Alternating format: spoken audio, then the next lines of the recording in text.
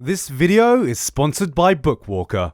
If there's one genre that seems to be cursed for anime adaptations, it's the big historical epics. Berserk, Vinland Saga, Vagabond, Kingdom. These are the four pillars of the seinen manga world people set their profile pictures to in order to say, my taste is better than your taste, and also I have a massive penis because I am of the superior race called a manga reader. What the hell am I doing? I can't read. And for good reason too. These are four of the greatest manga to ever exist, yet seem to be doomed to a cursed life of no anime adaptation, or even worse, actually getting one. People were dissatisfied enough with the first Berserk anime that they tried again, 2 times, somehow getting worse with each attempt, and most people don't even know that Kingdom even got an anime despite the fact that it had stunning, gorgeous, absolutely breathtaking use of CG.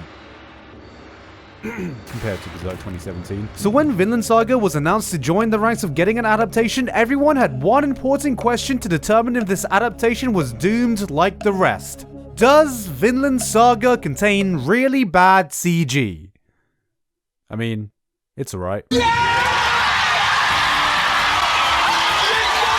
For one of the most critically acclaimed manga of all time, it hasn't been getting as much attention as one would expect, I'm sure thanks to the seasonal anime graveyard that is Amazon Prime, but as someone who pimped this title out a few years ago, of course I wanted to give a bit of a spotlight to a source material I consider to be a masterpiece, and an adaptation that so far seems to be doing it justice. There will be some mild spoilers, for the first 4 episodes of the anime at least, so there's your warning, but really that just encompasses the prologue of this tale, which is actually a prologue to a much bigger tale, so really it's just like the prologue to the prologue. Vinland Saga is fundamentally a revenge story from the perspective of our main character Thorfinn, who is taken under the wing of his father's killer Askeladd in his band of mercenaries. His father, Thors, was murdered because one day he got tired of being in the MCU for so long he jumped ship and started a new life in Iceland without fulfilling his contract obligations. And of course Disney, the Jomsviking, definitely weren't happy about that. Thorfinn travels with these band of mercenaries not in spite of his hatred for Askeladd, but because of it,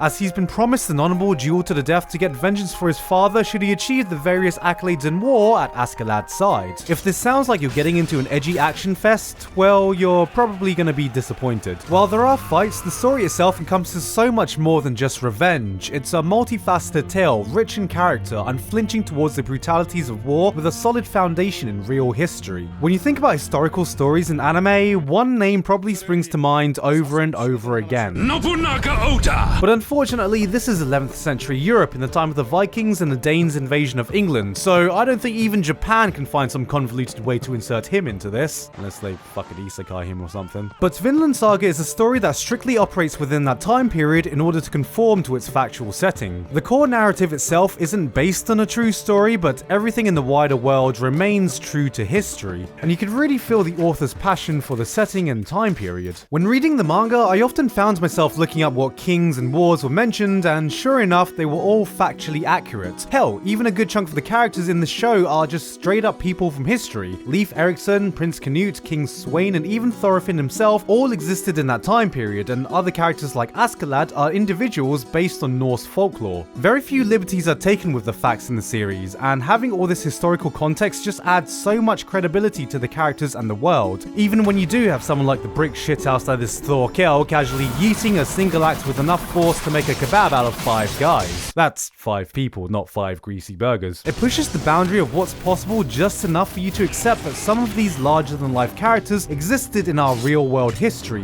which is technically true. But this is important because it adds a sense of legitimacy to their actions and the events that take place in the world they inhabit. This adds real weight to the stories that are told because a great deal of what these people do can be really hard to swallow. Some of what's shown can be heavier than the things you see in Berserk or Game of Thrones because everything is soaked in an air of realism. There is no veil of fantasy to avert your eyes of the atrocities that you see. There is no clear divide between right and wrong, good and bad. Everything's just portrayed as a part of life, a part of history. Nothing is romanticized, and through this brutal, unflinching lens, you get reminded that sometimes reality can be far more unforgiving than the world of imagination. The only thing that's potentially weird about the historical setting, at least in the anime, is how the language barrier is portrayed, because everything is spoken in Japanese. So you have awkward scenes like a kid who's speaking Japanese, which is meant to be Nordic, asking some Frenchman if there's anyone who speaks Nordic, who replies in Japanese, which is meant to be French, that I don't understand what he's saying despite the fact they're both speaking speaking Japanese, and then there's Thorkel, who can speak English and Nordic, which is both spoken as Japanese, so you don't know when the Englishmen he's speaking to are supposed to be confused about what he's saying, because sometimes he speaks Nordic to the Nordic people, and sometimes he speaks English to the English people. It's all spoken in Japanese. Oh my god! Dear lord, I never thought I'd say this, but would it be too much trouble to hear some good old-fashioned English? Do you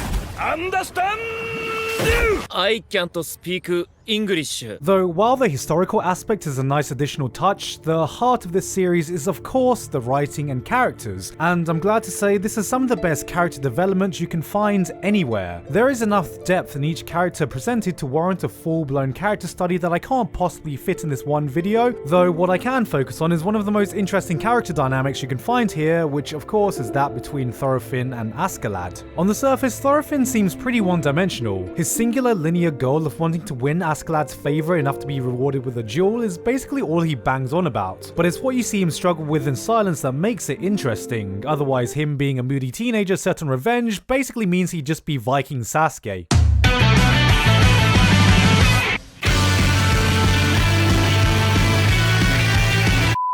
Seeing Thorfinn go from this sweet boy to an emotional killer is actually kind of heartbreaking. In so many other shows, this could so easily divulge into an edge fest, but here you just feel sad. It's tragic to see such a joyful kid turn into a pure ball of anger and hatred despite all of his dad's best efforts in his last moments to teach him to literally do the opposite of everything he's doing now! お前に敵などいない。本当の戦士には剣などいらぬ。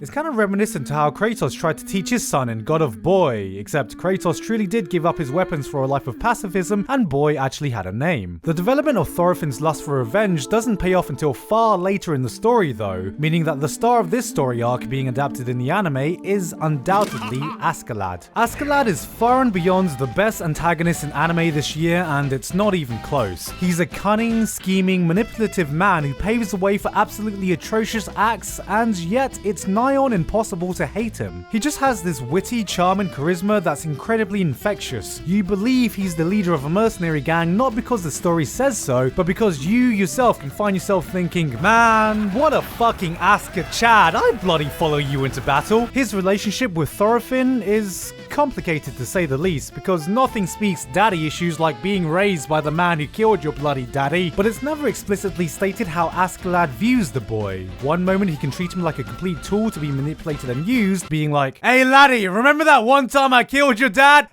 Yeah, that was well bants, wasn't it? Yet other times it can seem like he does actually care about him, perhaps stemming from his deep respect of Thor's. He plays mentor and is the closest thing Thorfinn has to a guardian who's raising him up, because despite being a manipulative asshole, you have to respect how wise and cunning he is. 人間はみんな何かの奴隷だ。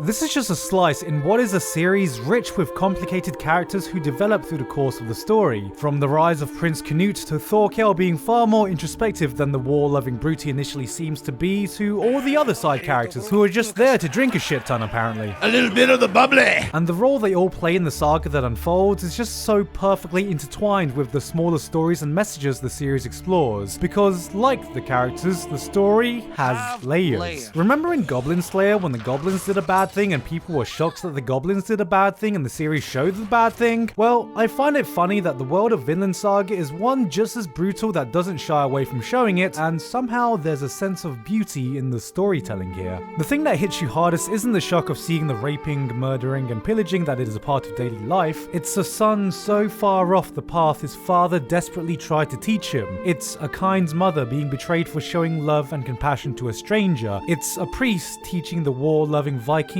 about love. They're the types of stories that pierce the soul and sticks with you far after the episode or chapter ends, and I think that's the best way I can describe the writing in this series. It's not some dramatic rollercoaster full of nothing but thrills, it's just powerful. It's raw.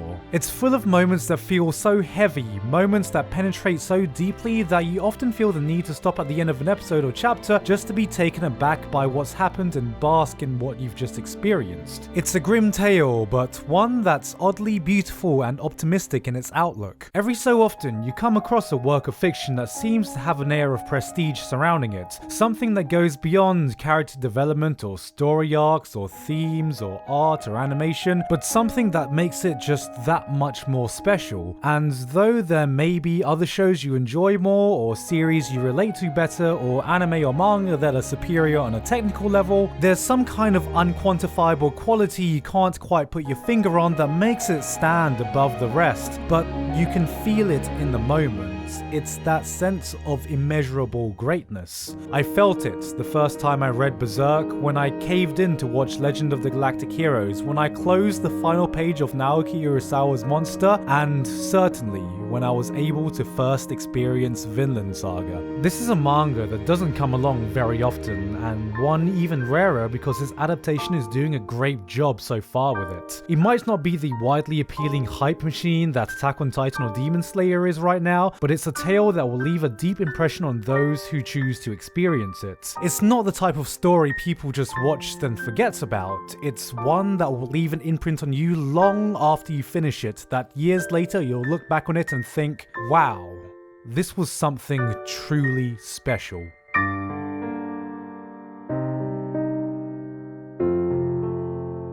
Hey guys, hope you enjoyed that. Thank you very much to Bookwalker for sponsoring this video. All of the available Vinland Saga volumes are available to buy on Bookwalker right now, and though the anime is doing a fantastic job, you would really be doing yourself a disservice if you completely ignore the manga, because I do think it's a freaking masterpiece. Right now there is a sale going on and the entire series is almost 50% off, so there is no better time to get it. This sale lasts until the 24th of September, so take advantage of it while you can. If you're sure you want to stay anime only but still want to take advantage of this sale, you can preemptively buy from volume 5 onwards, which is where I think the anime is gonna end. Links in the description if you want to get it, and also use coupon code Gigguk for $5 off your first purchase. Anyway, that's it from me. I've been Gigguk, and I'll see you all next time.